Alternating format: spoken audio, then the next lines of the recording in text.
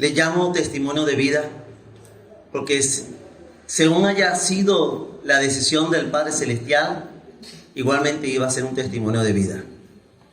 Y ella, junto con su familia, glorifica el nombre del Señor.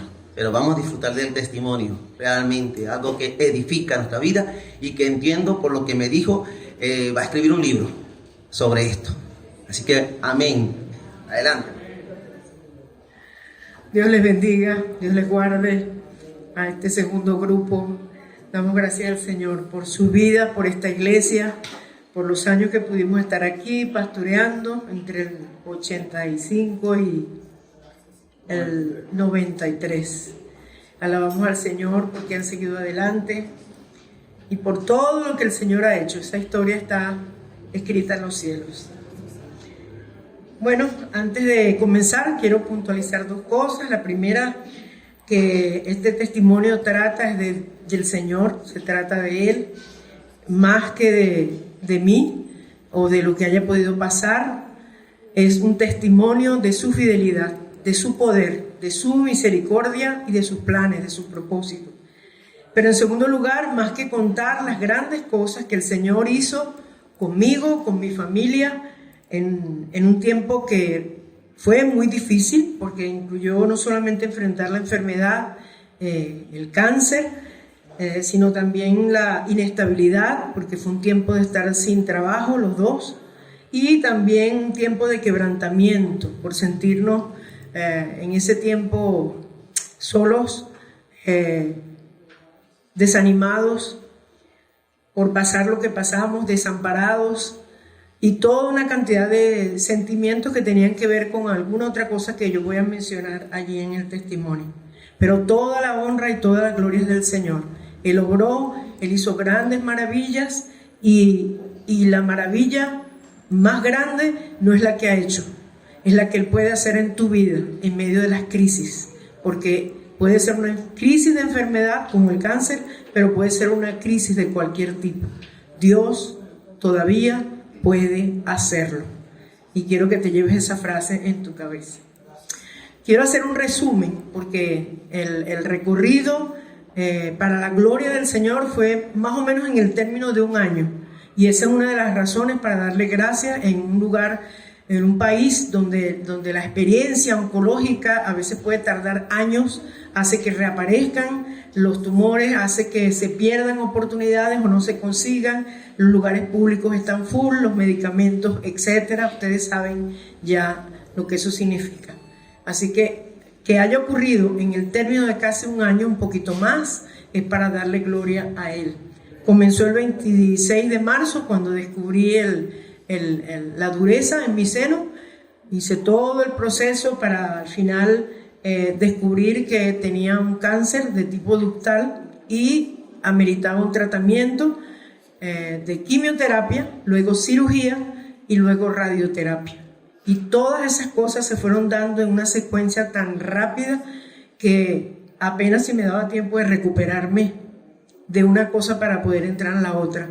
Pero eso fue lo que Dios quiso. La primera parte, la quimio, redujo el tumor. La cirugía, el médico sacó absolutamente todo, los bordes estaban limpios, 40 ganglios sacados también estaban limpios. Y luego vino la quimioterapia. En este momento estoy en un proceso o protocolo para completar esta enfermedad, para decir exactamente que ya no aparece por 7 años, un tratamiento en casa, que es un inhibidor hormonal que tiene sus efectos, pero nada que ver con lo que ya pasó, que fue lo más fuerte. Y además de eso, pues debo estar en consulta, pero ya cada 6 meses, gracias al Señor, que ha hecho la obra de sanidad. Pero quiero compartirle aquí cuál fue la clave para poder manejar esta crisis y los aprendizajes. Y voy a tratar de leer para ir más rápido y no disgregarme y tomar más tiempo. Entre descubrir la dureza y esperar cuál iba a ser el protocolo, ver al oncólogo para ver lo que iba a ser el protocolo de tratamiento, experimenté el choque de tener que enfrentarme con una enfermedad que todo el mundo con el solo nombre ya rechaza. Y la primera cosa que experimenté en esa etapa inicial fue, quise confinarme, no quería levantarme, no quería comer, a pesar de los esfuerzos de mi familia, de animarme, bueno, los que tenía cerca, mi esposo y mi segunda hija, la menor que es médico, pues haciendo todas las diligencias, la mayor en Ecuador con su esposo, los nietos. Ella me llamó una mañana y mi hija segunda pues le metió el cuento. Mi mamá no quiere levantarse, mi mamá no quiere comer, come cuando le provoca, etc. Y la respuesta de mi hija, muy sabia, fue, bueno, esto es un proceso y así comienza. Entonces me dijo algo cómico, me dijo, señora, como me dice ella cuando me quiere decir algo serio, para algo tiene que servir el cáncer. Entonces, si usted no se quiere levantar, usted dice, yo soy una señora con cáncer y no me quiero levantar ahorita. Y si usted no quiere comer en el momento, usted dice, yo soy una señora con cáncer y come cuando quiera. Me dio risa y ella me dice, ve poco a poco, mamá, porque estás pasando por un proceso y estás asimilándolo. Y le dijo lo mismo a mi hija. Terminó la llamada y su frase me quedó en la cabeza. Para algo tiene que servir el cáncer. Primera vez que pensaba en esa idea. Y vino a mi memoria Romanos 8:28. A los que aman a Dios, todas las cosas ayudan para bien. Tuve que poner ahí la palabra. A los que aman a Dios, aún el cáncer ayuda para bien. Entonces allí comencé a reflexionar y tomé la decisión más importante que me ayudó en todo este proceso. Dije en primer lugar, el cáncer no puede ser protagonista, porque es una enfermedad y Cristo venció todas las enfermedades. Y una enfermedad puede glorificar al Señor para vida o puede glorificar al Señor para muerte. Pero además de eso, no es una sentencia necesariamente de muerte. Hay gente que ha muerto de cáncer y hay gente que no ha muerto de cáncer, ha muerto por otras cosas. Y hay gente que está viva y ha logrado vencer el cáncer por el Señor. Así que el protagonista de esta crisis de enfermedad no puede ser el cáncer. El cáncer lo venció el Señor. La segunda cosa que dije entonces, la protagonista voy a ser yo. Y dije no, porque ser protagonista sería como, pobrecita, yo que me tocó ahora la lotería del cáncer. O casi que pensaba que alguien recordara o supiera y dijera, pobrecita, la hermana Dina le dio cáncer. Y la palabra pobrecita me chocó porque miré hacia atrás y lo que vi fue fidelidad de Dios. No soy pobrecita. Primero, el médico sentenció que yo no debía nacer. Mi mamá decidió que Dios tendría la última palabra y yo no, aquí estoy. Pero en segundo lugar, a los 9 años recibí a Cristo y le entregué mi vida. Ese cáncer estaba incluido en esa historia y Dios tenía algo que escribir todavía. Así que yo no iba a ser la protagonista porque no soy pobrecita, ni siquiera soy afortunada ni solitaria, soy una mujer bendecida por Dios. Pero la tercera cosa tenía que ver con quién iba a ser el protagonista. Y la conclusión es, si a los que aman a Dios, aún el cáncer ayuda para bien, aquí el protagonista tiene que ser Dios. Y eso me obligó a que cada día de este proceso yo tenía que estar pendiente de, al cerrar el día, sacar cuentas de cómo se había movido Dios y qué había hecho ese día. Y publicarlo en mis redes sociales y alabarlo por eso que Él había hecho. Mencionarlo en familia, alabarlo por eso que Él había hecho. Y esa fue la mejor decisión. ¿Sabe por qué? Porque me enfoqué en propósito. Y parte del propósito de Dios fue enseñarme muchas cosas que yo no esperaba aprender. La primera cosa que aprendí es que descubrí el amor de los que tenía alrededor. No es que no supiera que mi familia no me amara, pero es sabroso cuando nos paramos y sentimos ese amor, ¿verdad? Ese cuidado, aún de los que estaban lejos, los nietos. Había uno mayor que preparaba comida y me decía, abuela, cuando nos volvamos a ver te la voy a preparar. Es decir, eso me mantenía expectante, me mantenía feliz. Descubrir el amor de los que yo no sabía que me amaban, pero que no sabían ellos que me amaban y me lo dijeron. No sabía que eras tan importante para mí, no sabía que te amaba y eso fue muy hermoso. Descubrir que hay gente que ama ayudar. Recibí ayuda de gente que no conozco, gente que era conocida de alguien que quiso ayudar, alguien que pasó por eso y quiso ayudar. Y fue asombroso ver cómo el Señor obró en ese tiempo. Sobre todo porque, además del diagnóstico de cáncer, después de anunciarlo públicamente, 3 días después nos quedamos sin trabajo. Y allí vimos un fluir de las bendiciones del Señor, de un mimo de cosas que Dios hizo asombrosas. Entonces, en crisis no siempre está lo que tú esperas. A veces nos molestamos porque fulano estuve enfermo y ni me llamó, ni me escribió, ni siquiera me vino a ver. No es bueno hacer eso, porque en crisis están los que Dios quiere que estén, inclusive gente que tú no esperas que esté. Y eso es lo que debemos enfocar. En segundo lugar, para descubrir miedos, los tuyos propios, porque tenemos miedos y eso es válido, somos seres humanos.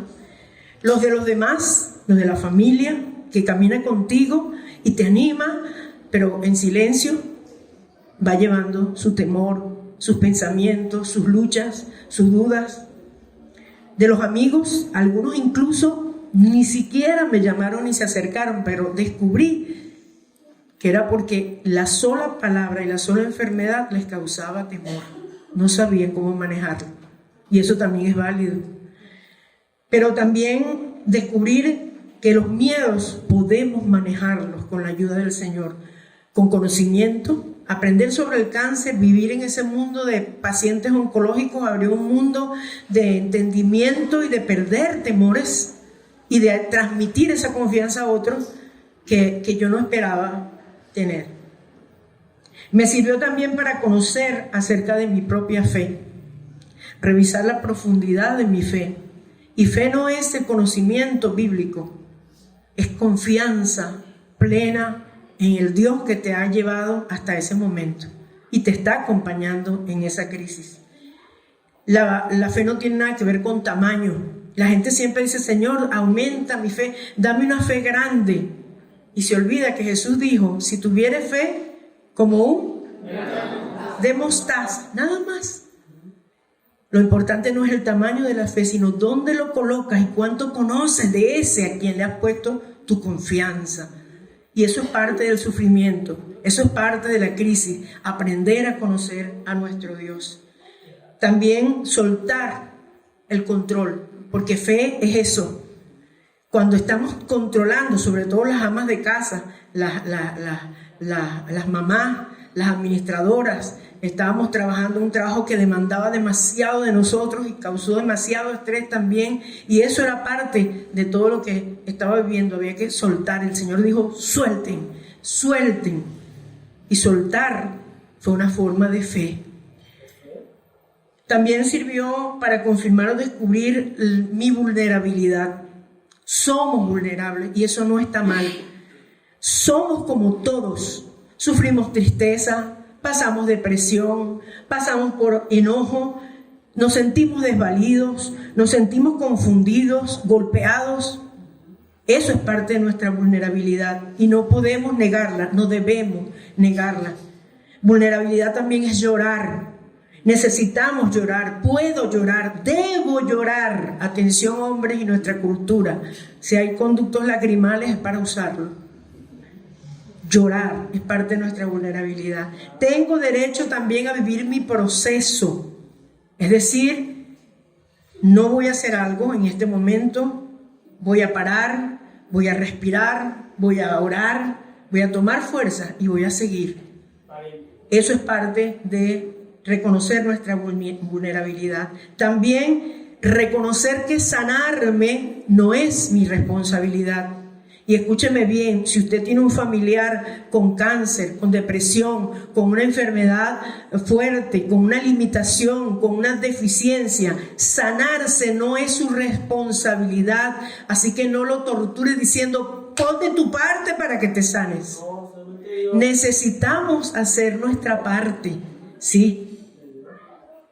pero de lo que no podemos se encarga el Señor. Y también tiene que ver con parar, descansar, estar tranquilo, entretenerme. Uno sabe que eso es bueno, pero no sabía que era tan importante para liberar las hormonas de la felicidad, reír, hacer cosas importantes. Necesitamos entonces tomarnos un tiempo para detener ese agite diario y cambiar ese tiempo de estrés que hemos vivido hasta ese momento. Ir poco a poco. No abandonar totalmente, pero parar es válido también, es parte de nuestra vulnerabilidad. Me sirvió para asumir la propia trascendencia. Déjeme decirle algo, las crisis nos hacen experimentar impotencia muchas veces. Pero eso tiene que ver con el hecho de reconocer dónde está el poder. No está en nosotros.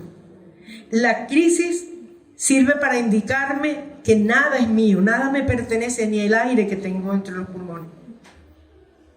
Puedo hacer lo que pueda hacer, pero lo que no puedo hacer tiene que hacerlo alguien que pueda. Y en este caso se trata del Señor. Pero también tiene que ver con aprender a vivir y aprender a morir. Y el Señor nos ha permitido su palabra para que aprendamos a vivir, pero también aprendamos a morir y a estar preparados para esa próxima vida eterna. Me sirvió para oír y ver al Creador. Esto es seguro. Si usted se detiene, seguro que la primera cosa que va a hacer es, así sea para pelear, mirar hacia arriba. Pero es tiempo de oír y de ver al Señor obrar, mientras Él va revelando su voluntad, porque las crisis hay que vivirlas un día a la vez. No se ponga a hacer cuentas para el futuro, porque no es suyo, no le pertenece al Señor. Así que un día a la vez, poco a poco, mientras Él revela su voluntad, le va a indicar cómo quiere que viva, qué cosas hay que mejorar, pero también cómo podemos terminar nuestra carrera.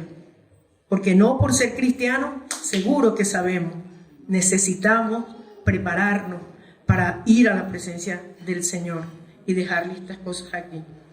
Me sirvió para dejarme llevar en sus brazos. El Señor sabe todo. El Señor conoce nuestra frustración en medio del dolor, de la enfermedad. El Señor sabe a veces el enojo que sentimos. El Señor, a veces no queremos decirle al Señor, ¿por qué permites esto? Me siento mal, es tu culpa. Pero ya lo hemos pensado y ya lo conoce. ¿Y sabe qué? Él está por encima de eso. Él está por encima del problema, del dolor, del enojo. Él está por encima precisamente para ayudarte con todo eso que no puedes manejar, que no podía manejar yo. Él entiende todo y no tiene problema con tu franqueza. Solamente Él puede ayudarnos en ese tiempo. Me sirvió para valorar y reformular todo lo que tenía que ver con mi salud.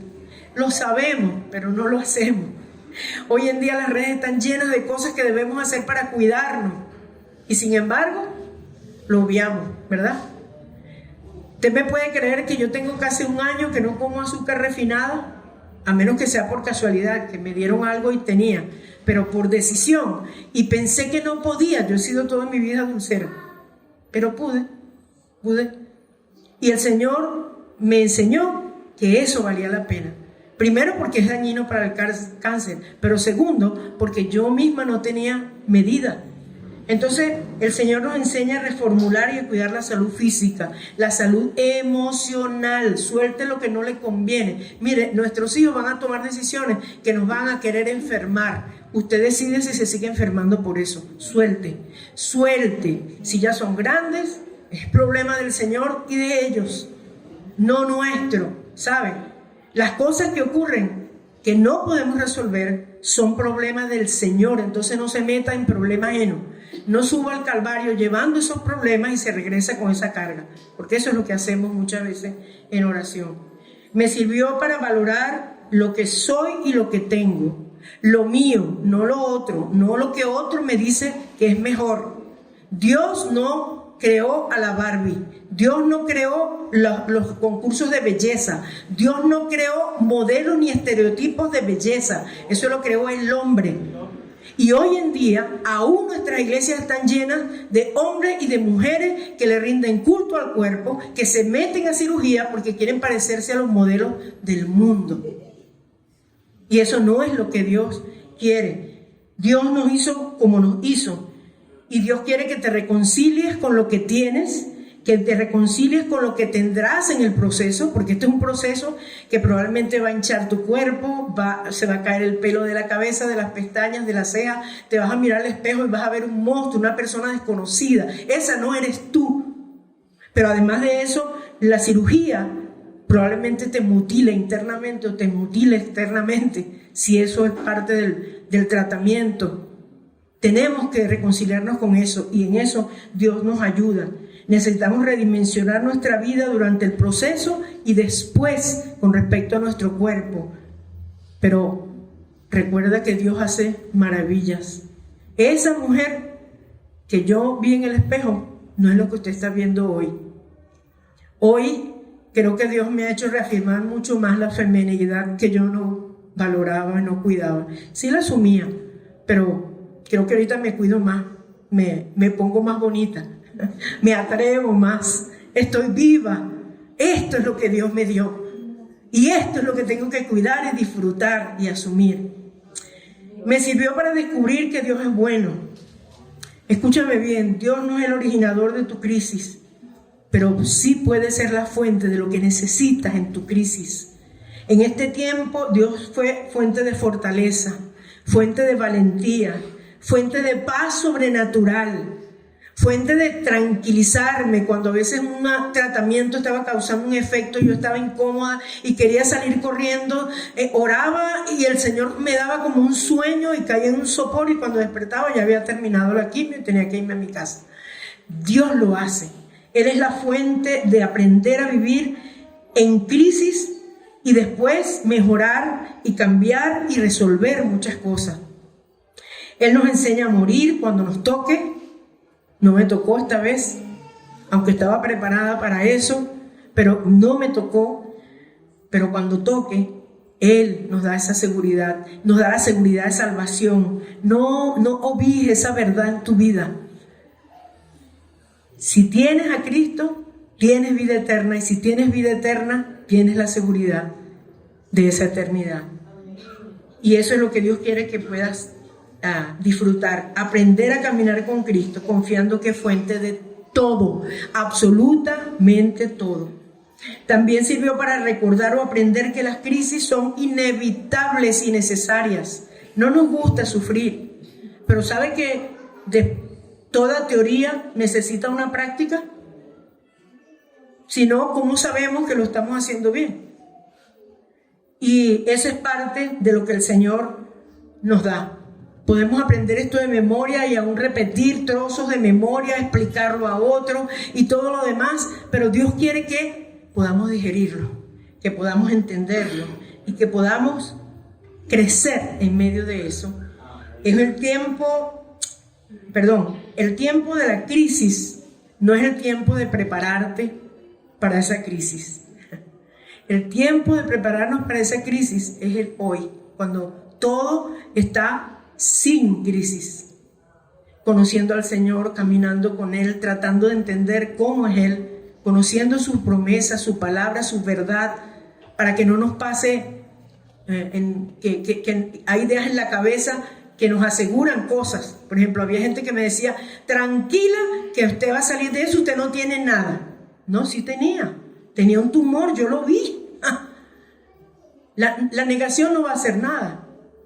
Ni el repetir, no tengo nada, no tengo nada, no tengo nada, no tengo nada. No, perdónenme que eso está allí. Si no tengo nada, entonces ¿por qué estoy en tratamiento? ¿Por qué siento lo que siento? Recordar que las crisis son necesarias. Si tú puedes prevenirlo, el cáncer o cualquier situación de crisis, hazlo. Porque toda crisis es ruda. Y sí, hay crisis prevenible, pero si tienes que pasar por esa crisis porque es lo que Dios ha establecido, no hay manera mejor que con Cristo. Así que si tú estás hoy aquí y no le has entregado tu vida a Cristo, déjame decirte que eso hizo la diferencia en este año rudo que pasé. Si no hubiera sido por eso, ¿sabes cuántas personas con un diagnóstico de cáncer se han suicidado? ¿O se han echado a morir y el cáncer ha terminado de hacer estrago? ¿O se han amargado y han terminado solas, lejos de su familia y de los amados? Entonces, el tiempo de prevenirlo es ahora. Pero si tienes que pasarlo, pásalo con el Señor. Y en penúltimo lugar, me sirvió para cambiar. Y en este caso, mire, es difícil pasar por una crisis y no ser más fuerte de lo que éramos. De manera consciente o inconsciente, tú vas cambiando tu hablar, tú vas cambiando tu manera de ver las cosas, de ver cómo las manejabas. Cambia tu manera de reaccionar ante lo que sucede, sea pequeño o grande. Cambias tu manera de relacionarte con los demás. Tu cuerpo se convierte en un vehículo para percibir a tu Creador, en tu alma, en tu espíritu. A manera de conclusión, tengo que decir que cuando la crisis es protagonista, eso te paraliza por el temor del no saber qué va a pasar, y si es enfermedad, por el temor a la muerte. Cuando tú eres protagonista, entonces te aíslas, te alejas, te amargas, te pierdes en la tristeza, te deprimes y puedes caer en una depresión crónica. Pero cuando Dios es protagonista, Él se hace cargo y Él nos fortalece, nos ayuda, nos da todo lo que necesitamos. Y llegas a experimentar el poder y la presencia del Señor de tal manera, caminando delante de ti y contigo, que no puedes callarte, tienes que contarlo. Esto se me olvidó mencionarlo en la parte anterior, pero déjenme decirle que después de la cirugía y después de la radioterapia, el Señor me dio palabra en un lugar público y 15 personas recibieron al Señor entre uno y otro grupo. Hoy tenemos un grupo por donde les disipulo por WhatsApp y doy consejería y les pastoreo, porque eso hace la crisis, que tú obtengas una victoria tan grande conociendo a quién está al lado tuyo y seguirá contigo, que tienes que contárselo a los demás. Pero esta historia no termina aquí. Cuando yo estaba realizando la radioterapia, mi hermana mayor me llamó y me dijo que necesitaba ir al médico. Ya ella estaba enferma hacía 3 años, por miedo, descuido, falta de dinero, muchas cosas, no había ido. Su vientre se había aumentado de volumen como un embarazo de quíntuple. Tenían que hacer una cirugía, era una cirugía de riesgo, era una cirugía con no muy buen pronóstico. Mi hija menor, nuestra hija menor que es médico, me dijo: mamá, no quiero que te vayas a sentir mal, pero mi tía tiene más de 3 años con eso allí y no se sabe cómo está eso. Entonces es probable que no haya nada, pero es probable que sí. Entonces tuvieron que hacer la cirugía, una cirugía de 8 horas, gracias a Dios duró mucho menos. Lo que encontraron no estaba arraigado en órganos importantes como había pensado el médico. Sacaron casi 20 kilos entre tumor y esterectomía, pero hicieron 9 biopsias, una era sospechosa, hicieron un análisis particular y era un tumor benigno, no tiene cáncer. Y el Señor lo hizo entre febrero y hace 3 semanas. Entonces quiero decirte, Dios lo hizo de nuevo, Dios lo puede hacer contigo. No huyas a las crisis, aprende a caminarlas con el Señor como un aprendizaje. Alábalo, adóralo y observa lo que Él va a hacer para que tengas que contar y puedas sentir que has crecido y que Dios te ha bendecido. Porque a los que aman a Dios, aún las crisis ayudan para bien. Dios les bendiga.